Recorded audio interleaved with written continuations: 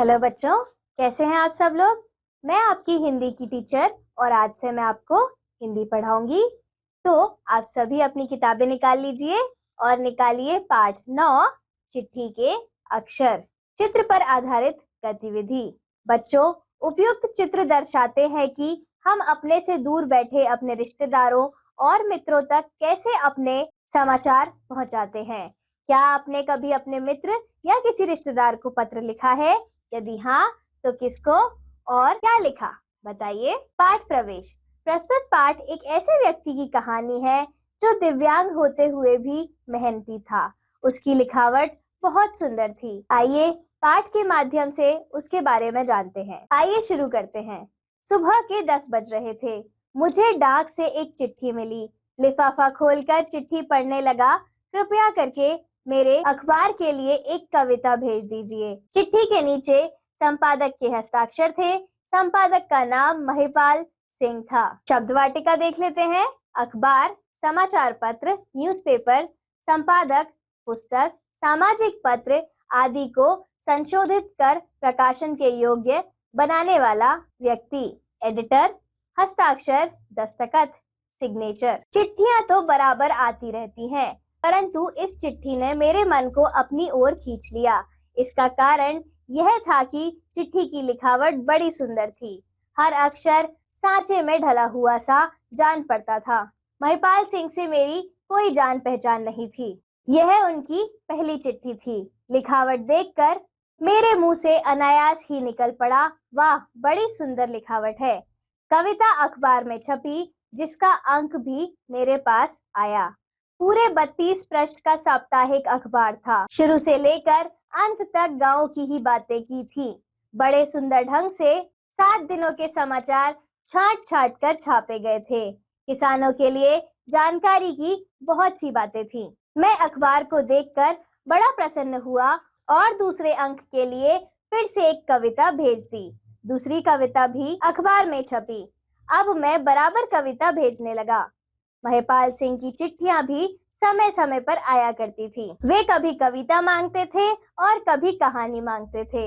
मैं बराबर उनकी इच्छाओं की पूर्ति कर दिया करता था। इसका परिणाम यह हुआ कि हम दोनों के मन में एक दूसरे के लिए प्रेम पैदा हो गया। लगभग साल 1.5 साल बीत गया। महिपाल सिंह ने अपने एक पत्र में लिखा, यदि आपका कभी इधर आना हो तो मेरे ही घर ठहरने की कृपा करें। मैंने भी उत्तर में उन्हें लिख दिया, यदि उधर आना हुआ तो आपके दर्शन जरूर करूंगा। संयोग की बात, 2-2.5 महीने बाद मुझे उधर एक शादी में जाना पड़ा। मैंने अपने आने की सूचना महिपाल सिंह को दे दी। नियत तिथि पर मैं शादी में सम्मिलित होने के लिए गया। जब बारात से छुट्टी पा गया तो महिपाल सिंह के घर गया। महिपाल सिंह घर के बाहरी कमरे में कुर्सी पर बैठकर मेज के सहारे कुछ लिख रहे थे। मैंने दरवाजे पर खड़े होकर पूछा, क्या महिपाल सिंह है? महिपाल सिंह ने कुर्सी पर बैठे ही बैठे मेरी ओर देखते हुए पूछा, आप कौन हैं? मैंने उत्तर दिया, मेरा नाम अखिलेश शर्मा है। महिपाल सिंह उछल पड़े। उन्होंने तेजी के साथ आगे बढ़कर मुझे पकड़कर हृदय से लगा लिया और कहा, अरे शर्मा जी, आप क्षमा कीजिए। कुछ कहना चाहता था कि मेरी दृष्टि उनके हाथों पर पड़ी। उनका एक ही हाथ था। दायां हाथ कंधे तक कटा हुआ था। मैं आश्चर्यचकित होकर उनकी तरफ देखने लगा। वे बड़े खुश थे, बड़े स्वस्थ थे। एक क्षण में ही मेरे मस्तिष्क में अनेक प्रश्न कौंधने लगे। क्या वह लिखावट इसी आदमी की थी? क्या यह बाएं हाथ से इतने सुंदर अक्षर लिखता है? मैं महिपाल सिंह की ओर टकटकी लगाए देखता रहा। तब महिपाल सिंह ने पूछा, अरे भाई, यह जीवन है। जीवन में क्या हो सकता है कोई नहीं जानता। आप तो मेरे मन की बात भाप गए। मैं सचमुच यही सोच रहा था, क्या आदमी बाएं हाथ से भी इतने सुंदर अक्षर लिख सकता है? महिपाल सिंह ने जवाब दिया, शर्मा जी, दाएं बाएं में कुछ फर्क नहीं होता। जो दाएं हाथ में होता है वही बाएं हाथ में भी होता है। यह तो व्यक्ति पर निर्भर करता है कि वह किस हाथ से काम करता है। हाथ मुंह धोने के बाद जब मैं महिपाल सिंह के साथ चाय पीने लगा तो मैंने उनसे पूछा, ठाकुर साहब, आप बाएं हाथ से कब से लिख रहे हैं? महिपाल सिंह विचारों में डूब गए। कुछ देर तक सोचते रहे, फिर बोले, मैं 40 वर्ष की उम्र तक फौज में था। निशाना मारने में बड़ा तेज था। बाएं और दाएं दोनों हाथों से सटीक निशाना मारता था। संयोग की बात थी कि मुझे एक मोर्चे पर जाना पड़ा। एक दिन जब शत्रु को अपनी गोलियों का निशाना बना रहा था, तो पास ही एक बम फटा और मेरा दाहिना हाथ कंधे तक उड़ गया। मैं गिर पड़ा, मुझे अस्पताल में ले जाया गया। महीनों अस्पताल में पड़ा रहा। जब अच्छा हुआ तो सरकार ने पेंशन देकर सेवा से मुक्त कर दिया। सरकार ने मुझसे पूछा, सेवा से मुक्त होने पर कौन सा काम करूंगा? मैंने उत्तर दिया, मैं पहले कुछ पढ़ूंगा लिखूंगा और फिर उसके बाद एक अखबार निकालूंगा। सरकार ने मेरे पढ़ने लिखने और अखबार निकालने का पूरा इंतजाम कर दिया। मैं घर आकर बाएं हाथ से लिखने का अभ्यास करने लगा। 4-5 साल तक मैं अभ्यास में ही लगा रहा। मैंने बहुत सी कविताएं लिखी, कहानियां लिखी और लेख लिखे। वे सभी चीजें मेरे पास मौजूद हैं। मेरी लिखावट उसी माध्यम का, उसी अभ्यास का परिणाम है। अब मैं लिखने में दक्ष हो गया तो अखबार निकालने लगा। अब आप देख ही रहे हैं कि पूरे 32 पेज का अखबार हर सप्ताह निकालता हूँ। महिपाल सिंह अपनी बात खत्म करने के बाद उठे। उन्होंने 4-5 साल तक अभ्यास के रूप में लिखी हुई अपनी रचनाएं अलमारी से निकालकर मेरे सामने रख दी।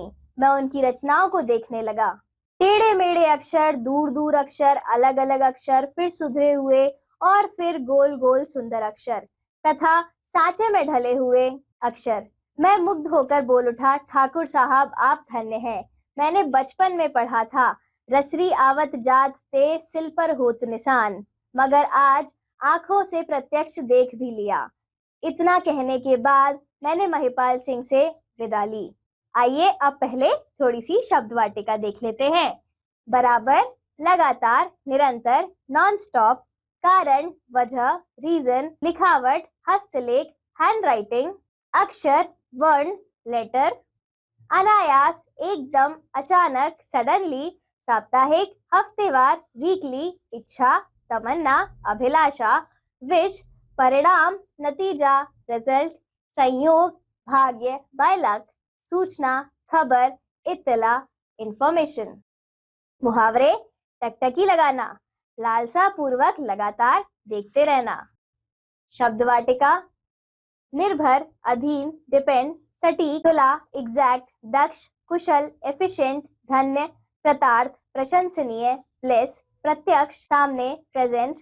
मुहावरे, भांप लेना, ताड़ लेना, जान लेना। ज्ञानवर्धक तथ्य, जीवन में सुंदर अक्षर का होना नितांत आवश्यक है। सुंदर अक्षर ही पढ़ने वाले के ऊपर अमिट छाप छोड़ते हैं। पढ़ाई के साथ साथ सुंदर अक्षरों के प्रति भी ध्यान देना अनिवार्य है। अब इस पाठ से हमें क्या शिक्षा मिलती है? नैतिक शिक्षा एवं मूल्य। हर मुश्किल परिस्थिति का समाधान ठंडे दिमाग और शांत मन से निकाला जा सकता है। समस्या चाहे जैसी भी हो, जीवन की एक ही सच्चाई है कि हमारे मस्तिष्क का हमारे शरीर के ऊपर बहुत ज्यादा प्रभाव पड़ता है। हमें अपने लक्ष्य को हासिल करने के लिए दृढ़ प्रतिज्ञा करनी चाहिए, जिससे कर्मों के मार्ग पर चलते चलते एक दिन हमें सफलता मिल जाए। धन्यवाद बच्चों। अब हम मिलेंगे अगले पाठ में।